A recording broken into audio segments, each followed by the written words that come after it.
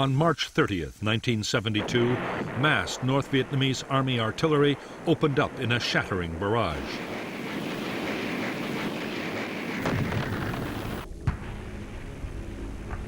The targets for the guns and rockets were South Vietnamese positions across the demilitarized zone, separating north and south.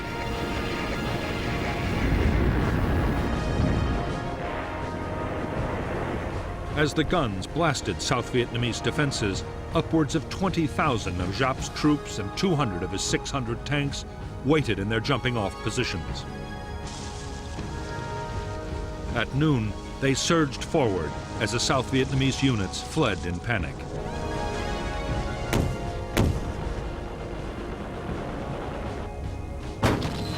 Facing the northern onslaught was a weak South Vietnamese infantry division and a Marine brigade. Their 12,000 troops were scattered across 13 combat bases and outposts.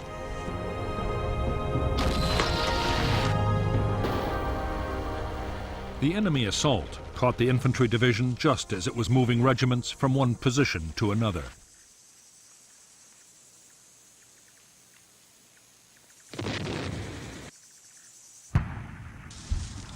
The southern defense was thrown into complete chaos. Intelligence reports had predicted a northern attack, but no one had expected it to come on the demilitarized zone. After 2 days of confused fighting, on April 2nd, the South Vietnamese began to retreat to a new defensive line.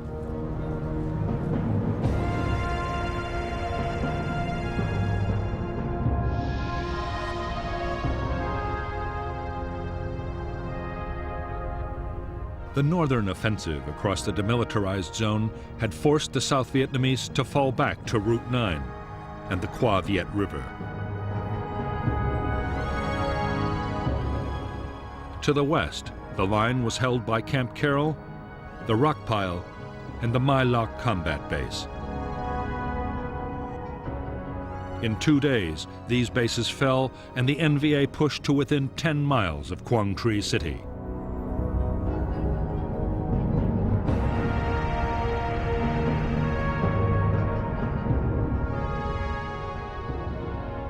Further south, the city of Hue was threatened from 2 directions.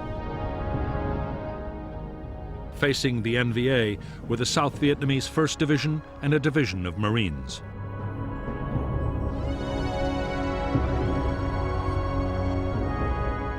The attack opened on April 1st, 1972. To the west, the 324B Division pushed Southern forces back in heavy fighting.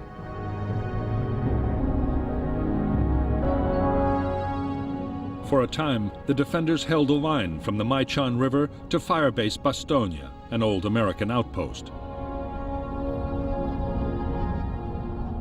But soon, even that line was being pushed back.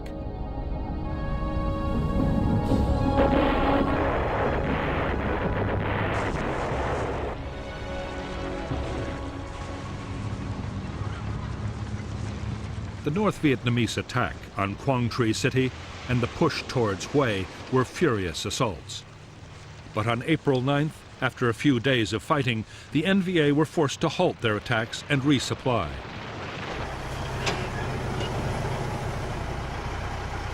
Outside Quang Tri, the North's failure to keep up the pressure saved the South Vietnamese defense from complete collapse.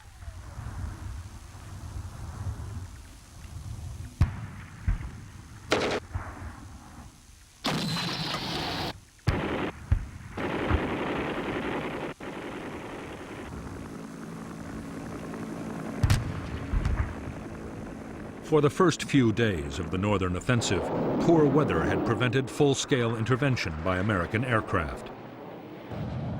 However, as the skies cleared, U.S. fighter bombers and helicopter gunships began pounding NVA positions.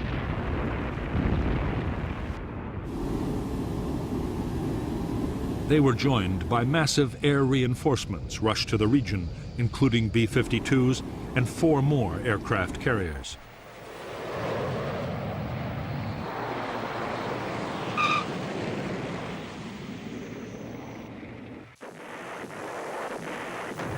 3 days after the first North Vietnamese attack, in the far south of Vietnam, there was another major thrust. This time, the assault was barely 50 miles from the southern capital, Saigon.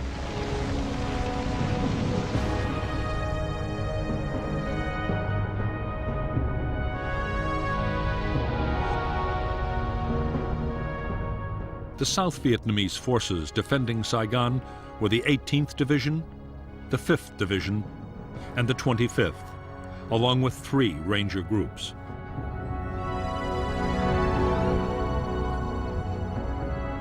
On the North Vietnamese side, 3 divisions, at one time Southern Viet Cong, but now almost completely Northern, were backed by tanks and 2 independent infantry regiments.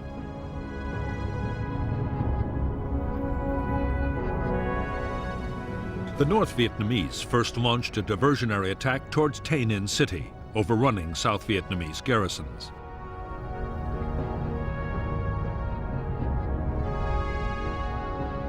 In the main blow, the 5th Division assaulted Loc Ninh. In spite of intense American air support, the town fell. Meanwhile, the 7th cut Route 13 and the 9th prepared to attack An Lac.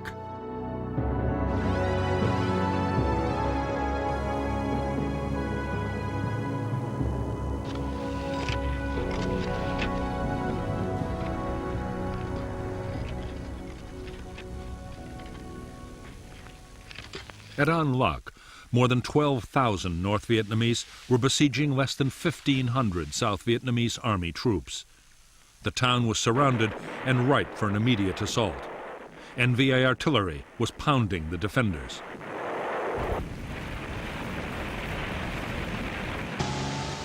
The assault at An Lac had been entrusted to the 9th Division, but almost a week passed and the division still hadn't launched its attack.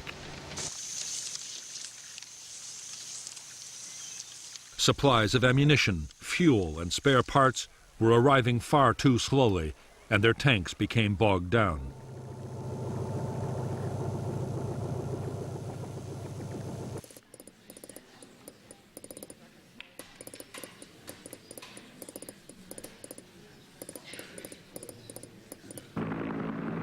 During the holdup, American helicopters were ferrying men and supplies into the threatened city. B-52 strikes hit the NVA assembly areas with devastating effect.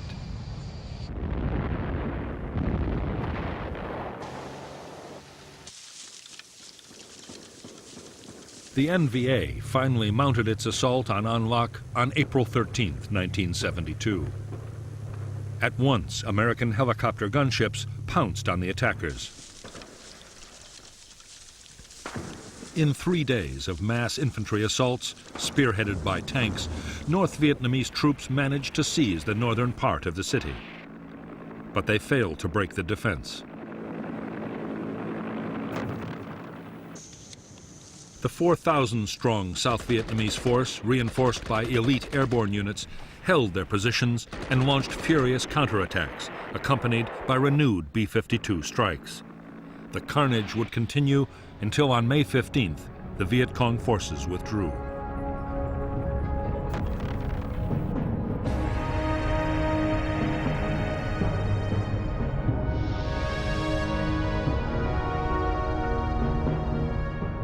In the central highlands, the targets for 2 NVA divisions were the provincial capitals of Kon Tum and Pleiku.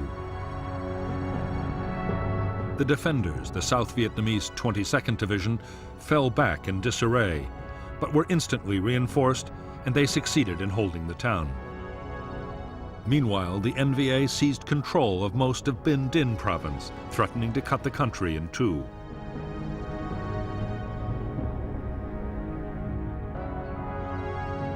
On April 6th, Nixon ordered the resumption of full-scale airstrikes over the north and naval gunfire to support the beleaguered South Vietnamese.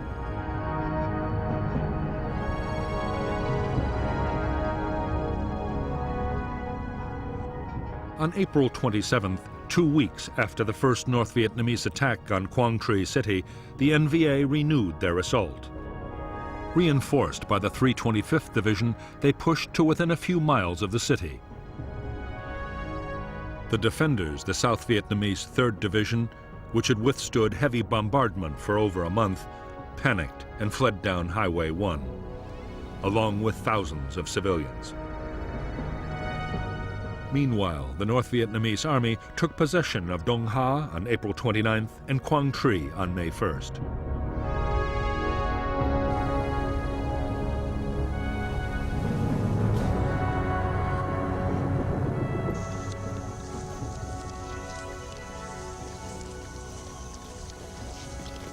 Abandoned by their officers, the flight of the South Vietnamese Army's 3rd Division, along with the soldiers' families and the inhabitants of Quang Tri, was a rout. In the confusion, bridges were blown too soon, stranding men and equipment. The road had been mined, and the North Vietnamese added to the chaos by shelling the retreating columns with tank and artillery fire. As many as 20,000 may have been killed or wounded, many of them civilian refugees. The fear now was that the NVA would follow up their victory by storming down Route 1 to the city of Hue. There, the South Vietnamese Army's 1st Infantry Division and 2 brigades of Marines were dug in round the city. In fact, massive American firepower, including the heavy guns of warships offshore, made certain the northern divisions could advance no further.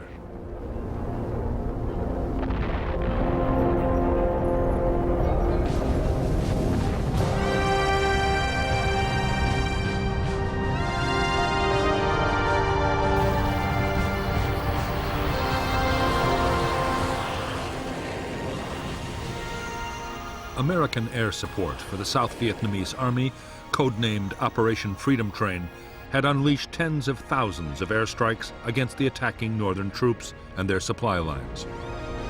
2 days after the invasion, the Americans had also started to bomb North Vietnam, the first big raids in 3.5 years.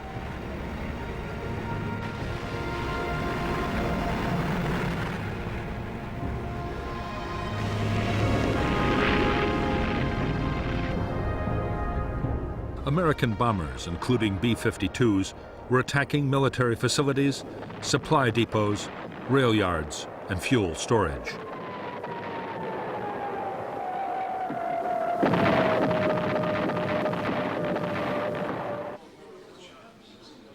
North Vietnamese leaders had expected the raids, but they were sure that pressure from their allies, the Soviet Union and China, would stop the Americans launching an all-out air offensive. The North had miscalculated badly.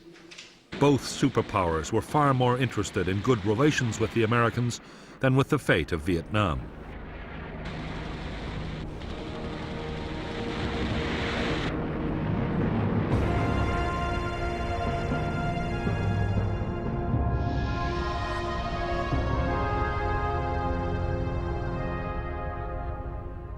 The American airstrikes on both South and North Vietnam were launched by Air Force planes from Thailand, Navy aircraft from carriers in the Gulf of Tonkin, and B-52s from Thailand and the Pacific. By June, 77 aircraft were brought down by NVA gunfire. The attacks swept northward and within 2 weeks were hitting targets around Hanoi and Haiphong.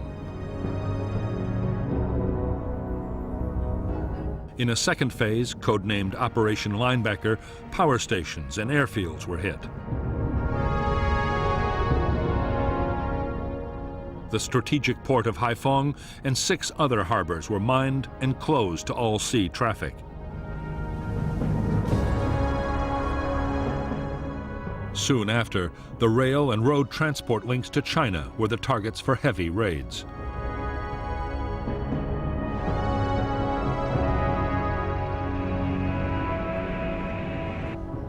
United States forces have been directed to take appropriate measures. With Operation Linebacker, the American President Richard Nixon meant to force North Vietnam's leaders to call off their offensive against the South and negotiate a peace. It was a ferocious campaign.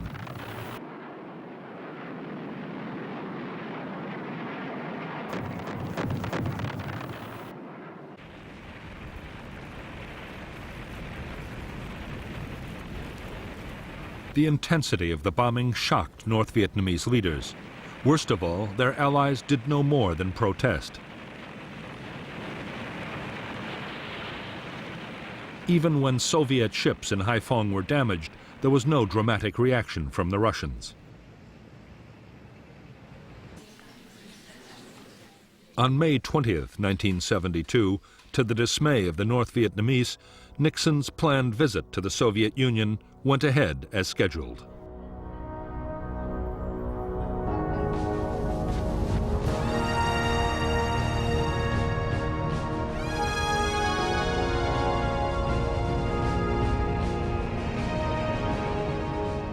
On July 19th, the South Vietnamese Army, with U.S. air support, began a drive to recapture Binh Ninh province and its cities. The battles would last until September 15th, by which time Quang Tri was reduced to rubble. The NVA, however, still held the northern part of the province. In 5 months of battles, the attackers reckoned they had killed 100,000 NVA and NLF troops and had captured vast quantities of weaponry. The offensive was over.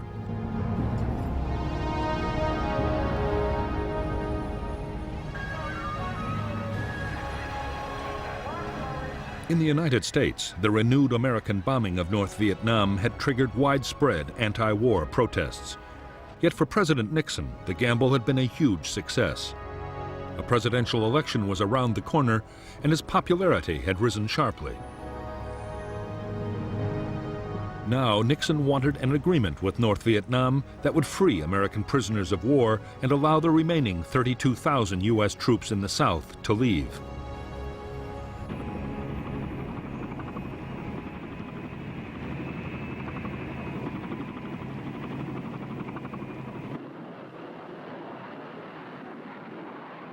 On and off since 1969, Nixon's national security advisor, Henry Kissinger, had been flying to Paris for secret behind-the-scenes meetings with the North Vietnamese while the main talks went on. Up to now, the talks had been in stalemate, but suddenly the northern envoy, Lee Duc-Tho, offered a deal. 3 weeks of intense negotiations produced an outline agreement. Meanwhile, the Americans restricted the bombing of North Vietnam.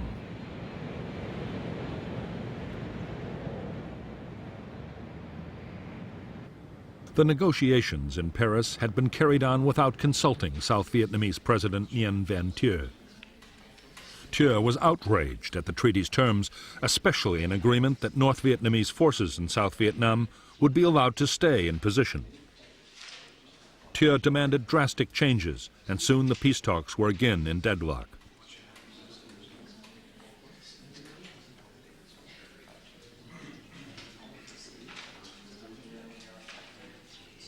On December 13, 1972, the Paris peace talks broke down completely. Nixon was furious. He had won a landslide victory in the presidential elections, and with his popularity at its height, he was determined to force a solution. He ordered his military chiefs to prepare a massive bombing campaign against North Vietnam. Publicly, he gave northern leaders 72 hours to agree to return to the negotiating table.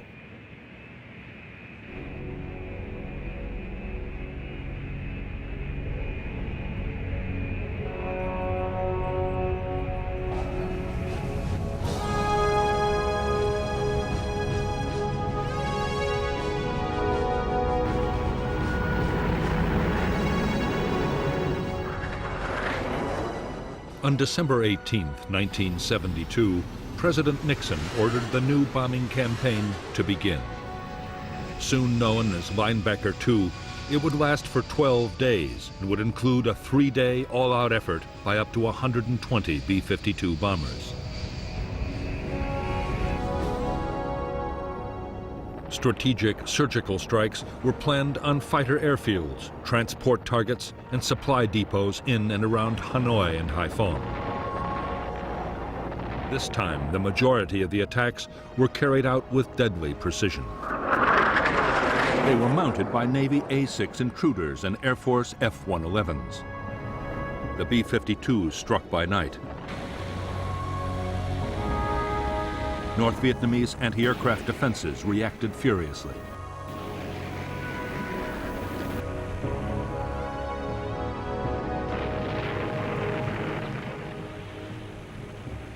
As the defenses learned the paths taken by the B-52s to and from their targets, SAM anti-aircraft missiles took a heavy toll. 15 B-52s were shot down.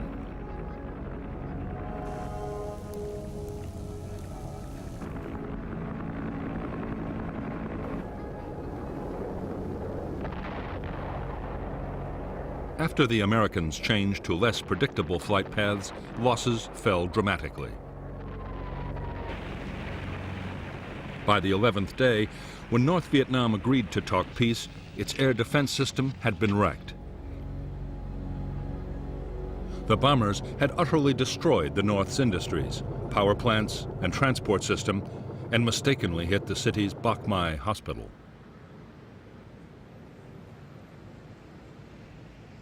In Linebacker 2, U.S. aircraft had dropped more than 20,000 tons of bombs. 26 planes had been lost, and 93 airmen had been killed, captured, or were missing. Hanoi admitted to between 1,300 and 1,600 North Vietnamese dead.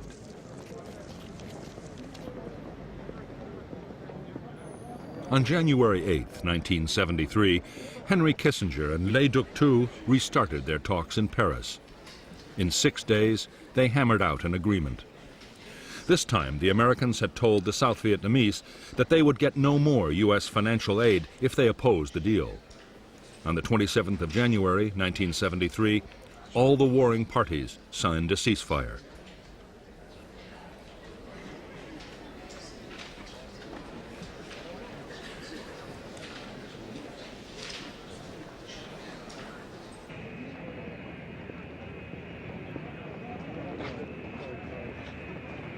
Within a month of the peace treaty, the first of 600 American prisoners of war were released by North Vietnam.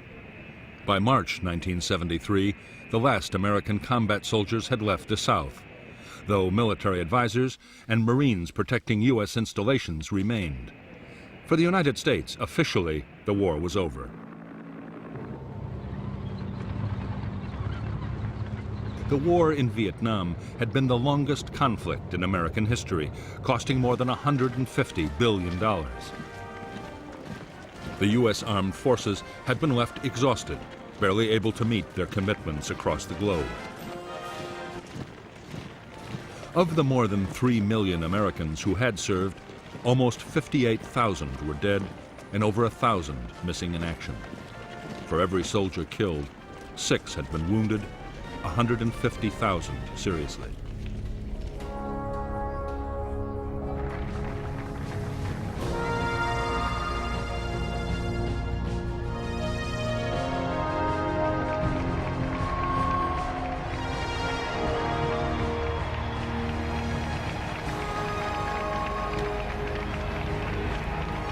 Although the Americans had left Vietnam and a peace treaty had been signed, few Vietnamese believed that the war was over for them. The agreement had left 200,000 northern troops occupying strong positions inside the South. At the last minute, the Americans had given South Vietnam vast quantities of new weapons and was still giving large amounts of financial aid.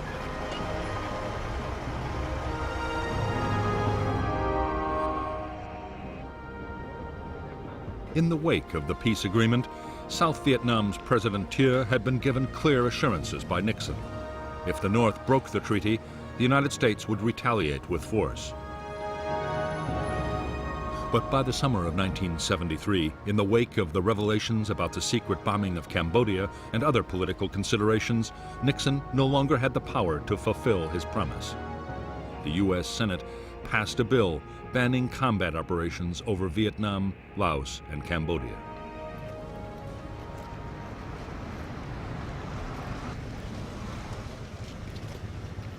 In Hanoi, the North's leaders decided that the first priority now was to rebuild their battered forces. They would avoid big battles and instead try to regain important ground with small attacks in areas where the enemy was weakest.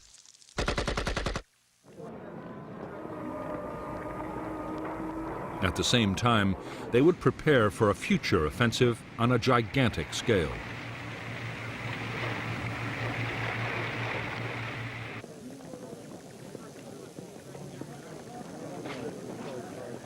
North Vietnamese commanders were determined that this campaign should not suffer the supply holdups that plagued the 1972 invasion. In Laos, the Ho Chi Minh Trail was modernized while engineers began building a proper two-lane road just inside South Vietnam. It would be able to take heavy trucks and tanks from the north to within 70 miles of Saigon. Engineers also began laying 3,000 miles of fuel pipeline planned to run from the demilitarized zone to the Mekong Delta.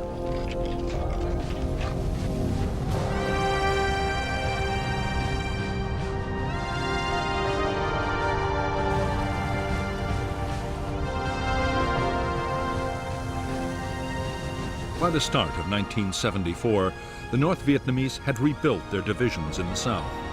As yet, they were too weak to launch a full-scale offensive, but they had won some territory in key areas.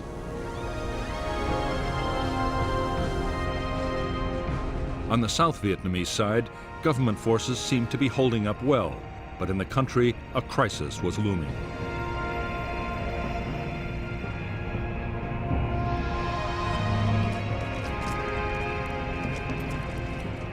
The withdrawal of American troops had already caused severe economic problems in South Vietnam. The economy had relied on U.S. aid, but had been inflated out of all proportion by the American presence. Millions were unemployed. Then came a world oil crisis that quadrupled the price of fuel. The cost of living soared, and political unrest shook southern cities. At the same time, corruption in the government and the army reached new heights as Thieu cut the defense budget drastically. The effect on the armed forces was disastrous. Soldiers could no longer support their families as prices rose, and corrupt officers embezzled funds. Fuel shortages cut helicopter operations by 70%. A shortage of spare parts immobilized aircraft and vehicles. Ammunition was rationed.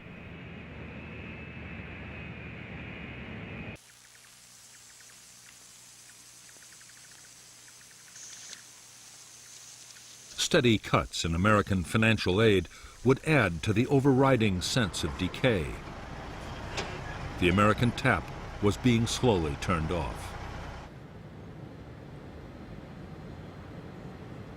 At the same time as the Army's morale began to crumble, political support for President Thieu started to evaporate. Religious groups, ethnic minorities, the press, and even some senior military officers came out against him. Then, on August 9, 1974, Thieu also lost his most powerful backer.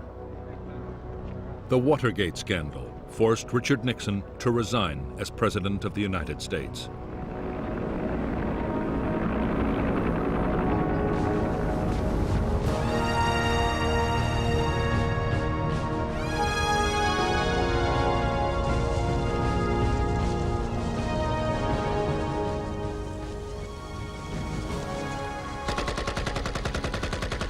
The North Vietnamese army used the spring and summer of 1974 to improve its position in South Vietnam.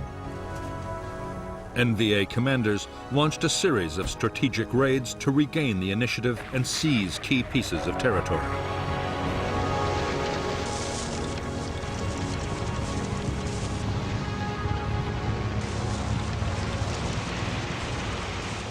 In 5 months of fighting, the North Vietnamese succeeded in gaining most of the ground they wanted.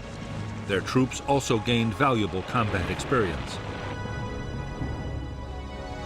Meanwhile, northern leaders argued about the timetable for the main offensive. At the 21st plenum held in Hanoi in October 1973, they decided to give priority to a military rather than a political offensive. While Giap remained chairman of the military committee, the day-to-day running of the army went to Van Tien Dung.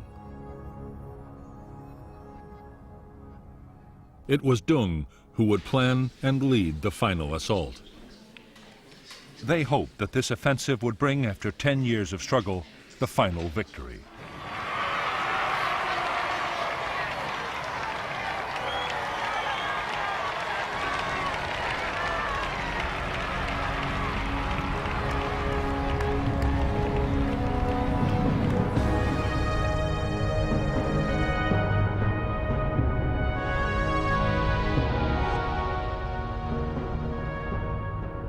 By December 1974, the North Vietnamese Army's main supply route from the demilitarized zone to Loc Ninh was complete.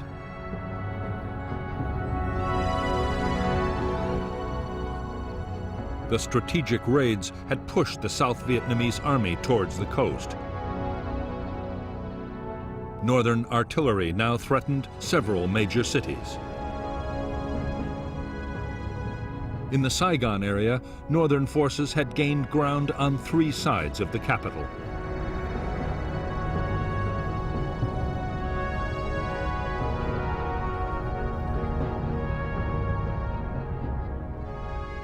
The new North Vietnamese plan was to try and seize Dong Xoa, a vital road junction controlling access to Saigon from the east.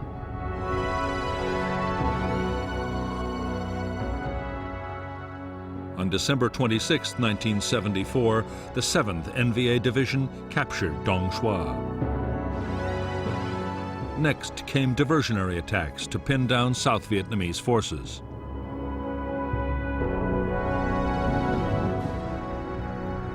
Phuc Long, an important province and city, was now threatened by 2 NVA divisions and 2 infantry regiments, backed by tanks and artillery.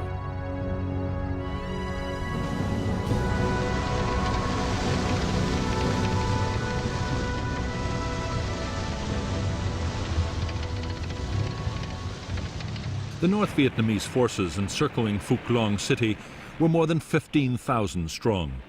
Even after reinforcements had been flown into the city, the South Vietnamese defenders could muster only 5,500 men.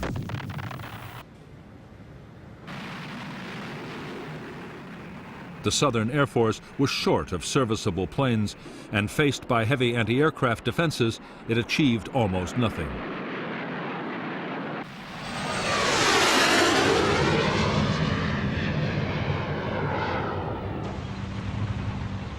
By January 6, 1975, the North Vietnamese had overrun Phuc Long City and the surrounding province.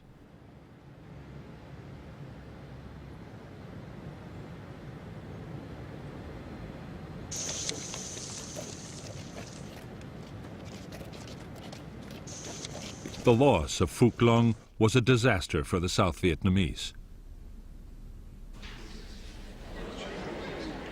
Confidence in President Thieu fell to a new low.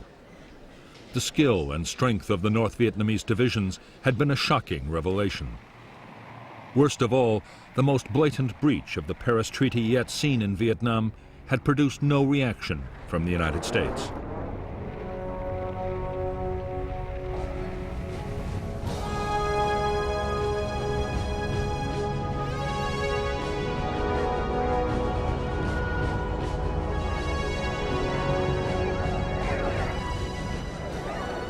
To North Vietnamese leaders, the latest battles were proof that the Americans would not use their air power to defend South Vietnam.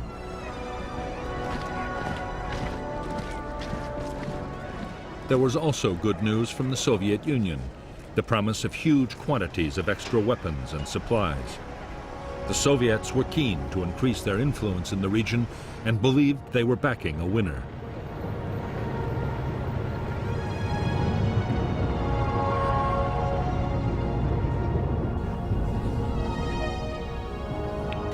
Even though North Vietnam now had the support it needed, its leaders still meant to move cautiously. But General Tran Van Tra, the commander in charge of Southern forces, pushed for decisive action. Once more, he won agreement for a sizable attack, but not for a full-scale campaign.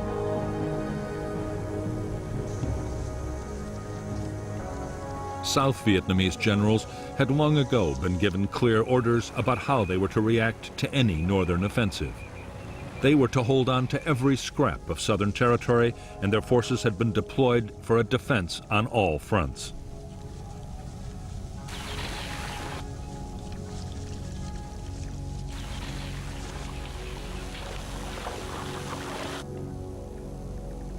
On March 1st, 1975, the attack planned by General Tran Van Tra was unleashed in the Central Highlands.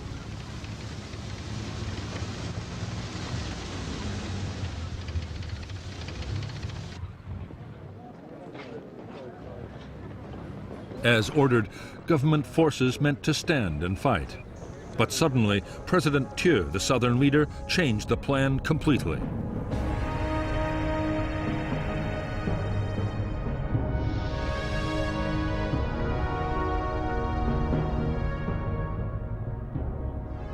The new South Vietnamese strategy was to hold all of the country below the town of Thuy Ha. Areas previously held by the North Vietnamese would be retaken. Above Thuy Ha, a series of defense lines would be created north and west of Hue, Da Nang, Quang Ngai, and Quy Nhon. If need be, the lines could be abandoned one after the other in an orderly withdrawal until a solid defense could be mounted.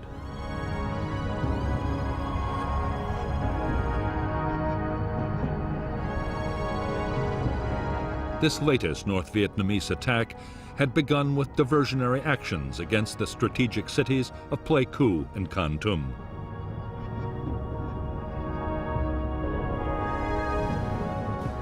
But the real target to capture was Ban Mi Thuet, and the attack began on March 10th.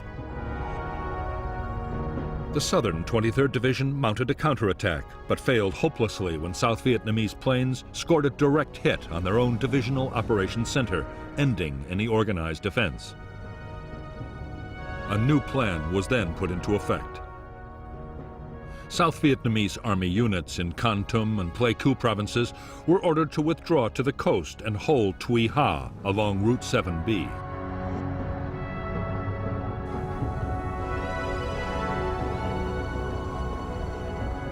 President Thieu's order to the South Vietnamese army to abandon the Central Highlands did not include the regional military forces and the militia.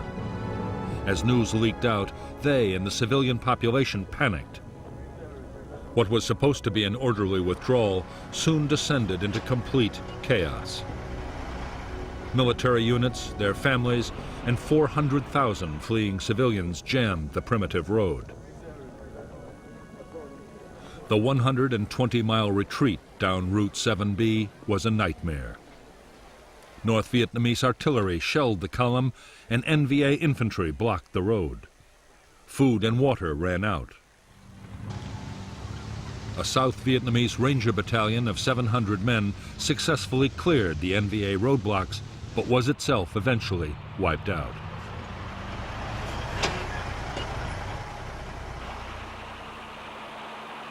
By the time the column reached the coast, a third of the 60,000 troops that had set out were dead or missing.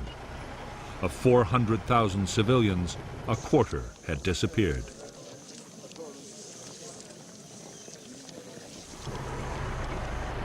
Meanwhile, the North Vietnamese army launched a second major attack. 100,000 men converged on the major cities of Quang Tri, Hue, and Da Nang. They were spearheaded by powerful armored forces and backed by 8 full regiments of artillery. And when news of the debacle in the Central Highlands reached these cities, panic set in. Worse still, the South Vietnamese Elite Airborne Division, based north of Hue, was ordered to return to Saigon.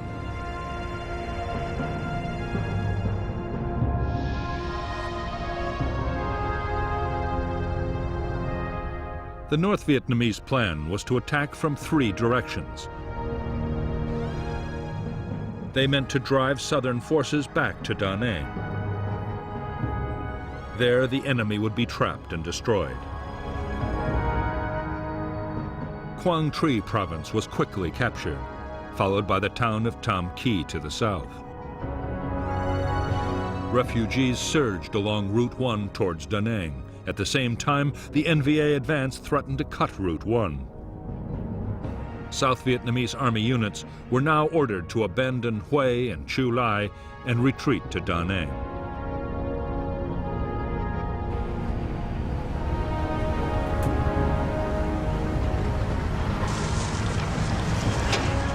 On March 25, 1975, Hue, South Vietnam's 3rd largest city, fell to the North Vietnamese army. The mass of refugees were by now converging on Da Nang. Over 2 million were already crammed into the city, including tens of thousands of armed deserters.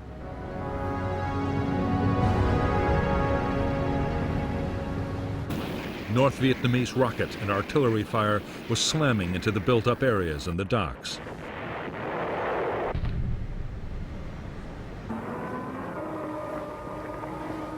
Fleets of ships and small boats crammed the harbor, and there was a frantic scramble for places. Thousands drowned or were crushed. Many were shot by troops or armed civilians in the desperate competition to escape.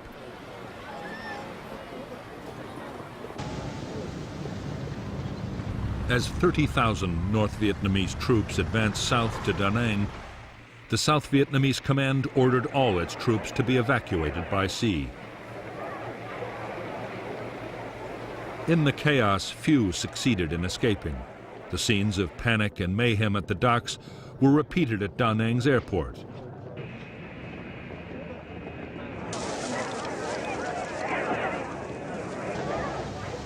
Over the next few days, the NVA just rolled into town after town without a fight, towns abandoned by the South Vietnamese forces. On March 30th, 1975, the North Vietnamese army took Da Nang. It was just over 10 years since the first U.S. Marines had stormed ashore there. For the South, it was a shattering blow. Yet its leaders did little, clinging to the hope that American air power would finally intervene to save the day.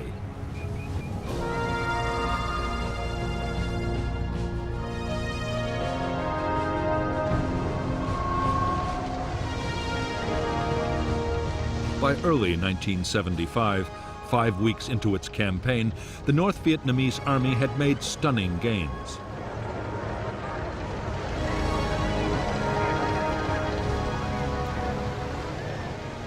Twelve provinces and more than 8 million people were under their control.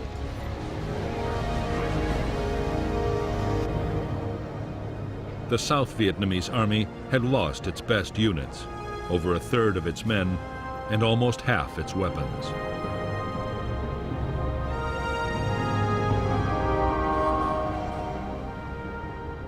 Northern leaders were astonished by their own success. The question now was, could they press ahead and take the capital, Saigon, in a war-winning blow?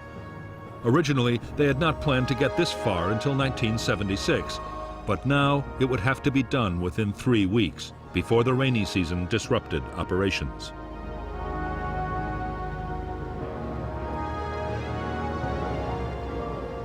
The job of commanding the offensive was that of General Van Tien Dung.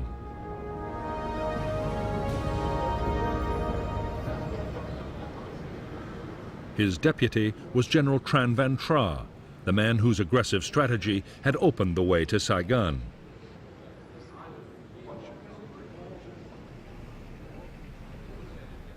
Le Duc Tu, Henry Kissinger's adversary in the Paris peace talks, now one of the most powerful men in the Northern Politburo, would oversee the whole effort, accompanied by General Giap.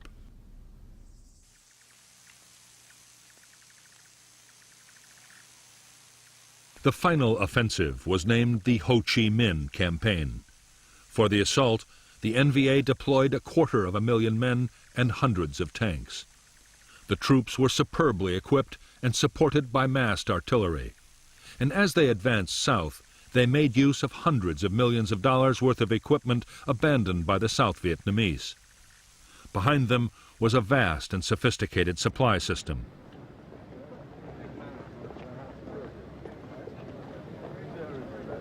North Vietnamese transport aircraft and ships were now ferrying men and materials into captured airfields and ports in South Vietnam.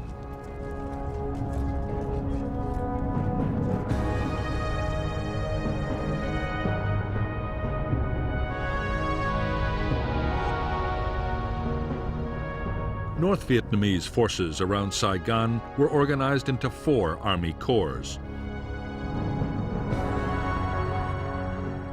Each was made up of 3 or 4 divisions and was given a line of approach to the city. Facing them were 4 South Vietnamese divisions, along with remnants of an airborne division, an armored brigade, and units of rangers.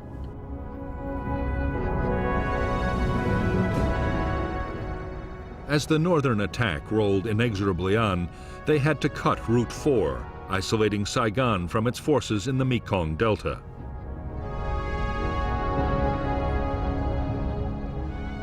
Xuan Lac, a key road junction covering the air bases at Ben Hoa, and Tan Son Nhut would be seized, opening up a route to the capital from the east.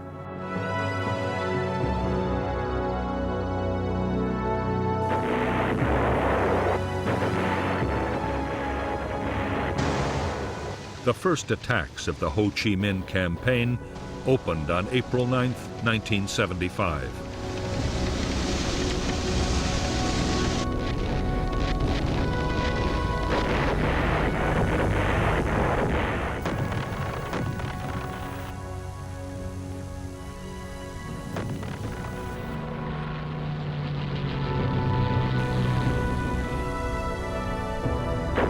The only effective resistance to the advance took place at Xuan Lac, where for almost 2 weeks, Southern forces made a desperate and die-hard stand.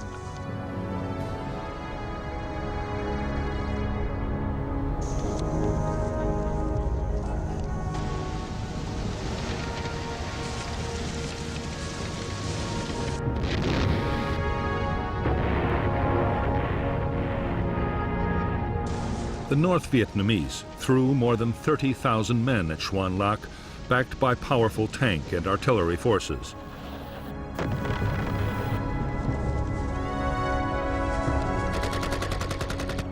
Against all the odds, the 6,000 men of the South Vietnamese 18th Division refused to crack.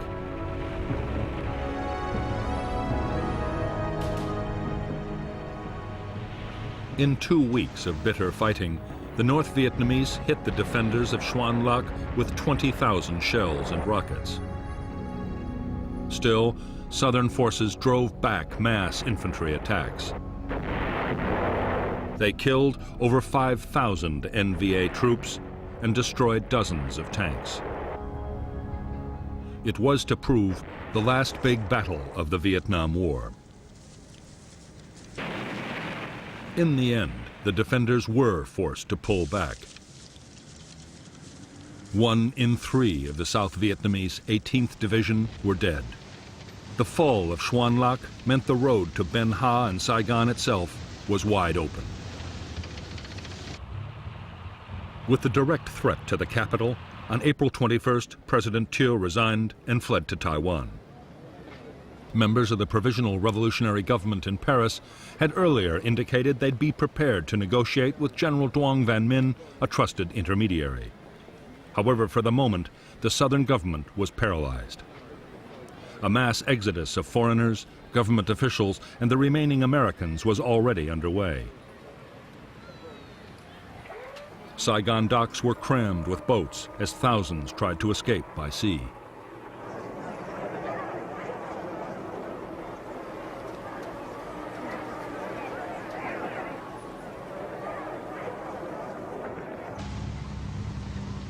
The northern plan was to encircle and destroy the remaining defenders outside the capital. That way, the NVA might avoid costly street fighting and the destruction of the city.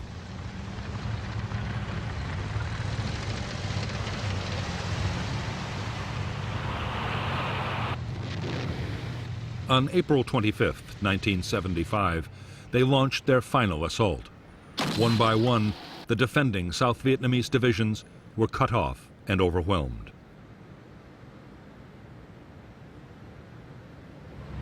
On April 28th, as NVA forces pressed in on the city, General Min was sworn in as president. Attacks on Tan Son Nhut Airport closed its runways. Only helicopters now offered a way out. Starting on April 29, 1975, U.S. Marine and Air Force helicopters flying from carriers offshore began a massive airlift. In 18 hours, over 1,000 American civilians and almost 7,000 South Vietnamese refugees were flown out of Saigon.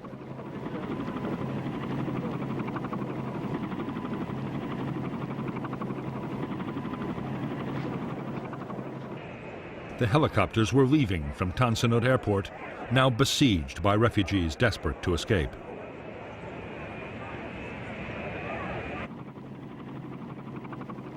The scenes of panic and chaos were repeated at the U.S. Embassy, where helicopters were landing and taking off from inside the grounds.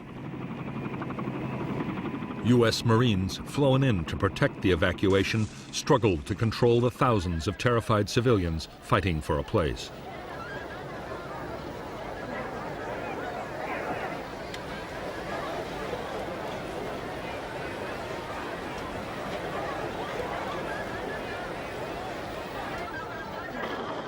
At 4:03 a.m. on April 30th, 2 U.S. Marines were caught in a Viet Cong rocket attack on the airport. They were the last Americans to die in the Vietnam War. A constant stream of American helicopters shuttled between embattled Saigon and the rescue fleet off the coast. At the same time, South Vietnamese military pilots were using their own or commandeered aircraft to escape. The decks of some American ships became so crowded that helicopters had to be pushed overboard.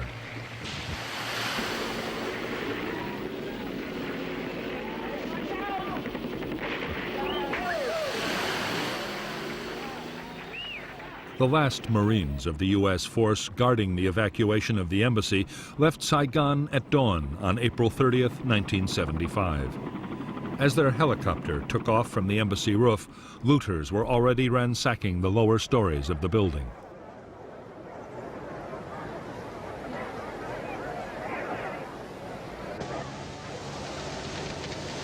Five hours after the last Americans had gone, North Vietnamese tanks rolled through the streets of the South Vietnamese capital.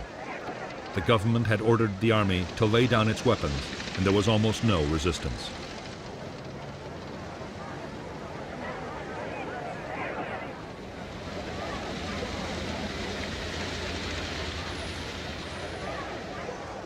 Shortly before noon, T-54 tanks of the NVA 2nd Corps rolled through the gates of the presidential palace.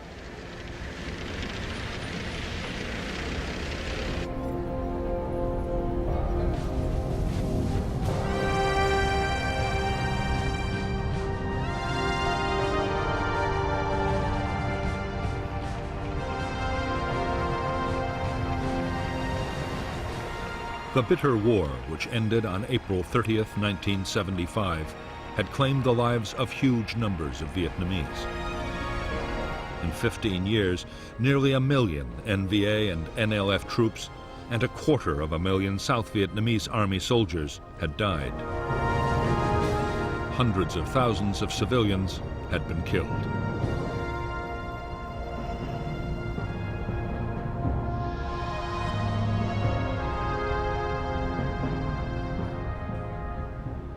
After the victory, Northern officials moved quickly to take control of every aspect of Southern life. Even the NLF had little say as Hanoi tightened its grip. Soon, hundreds of thousands of people, officers and men from the South Vietnamese Army, and those believed tainted by the old regime, would be sent to re-education camps.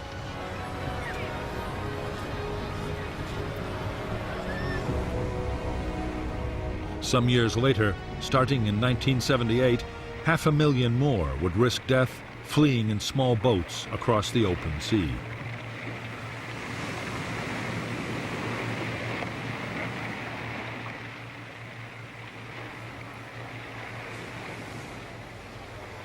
Although the war was over, peace in Indochina did not last long.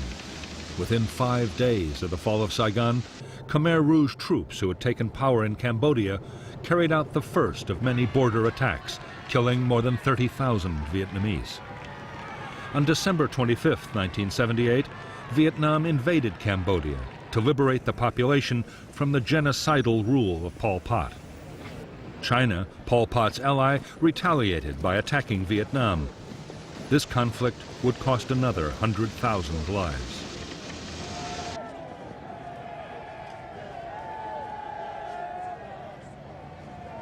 For the United States, the Vietnam War left a painful legacy of bitterness and division. As the nation tried to forget a humiliating and frustrating episode in its history, those who had served were ignored or greeted with outright hostility. It was 1982 before veterans of the conflict were finally recognized with the building of the Vietnam Memorial. For America, only then could the ghost of Vietnam finally begin to be laid to rest.